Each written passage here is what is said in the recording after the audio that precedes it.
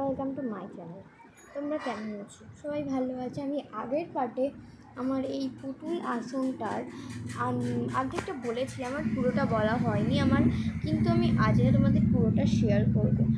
চলো বেশি কথা না বলে পুরোটা শেয়ার করা যাক। দেখো, আমি তোমাদের বলেইছিলাম যে আমি 17টা ফোল্ড করে 3টে ঘর তুলে নিয়েছিলাম।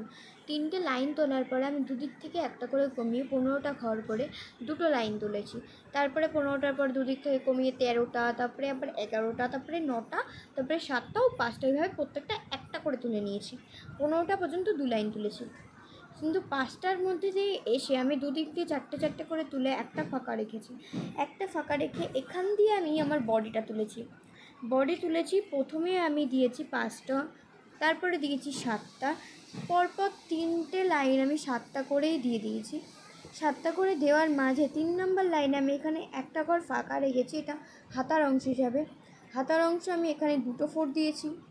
তারপরে আমি পরের লাইনে, ঠিক 7টার পরের লাইনে, বডিটার এখানেও 2টো একইভাবে 7টার পরের লাইনে আমি 15টা ফোর দিয়েছি। একেবারে পুরোটা কভার করে দিয়েছি, কোনো ফাঁক রাখিনি। এই ফকটাও উপর লাইনে কভার করে দিয়েছি। তারপর আমি এদিক দিয়ে সেমভাবে কোনো ঘর না ছেড়ে দিয়ে এদিক দিয়ে 5টা তুলেছি, আর এদিক দিয়ে 5টা তুলেছি।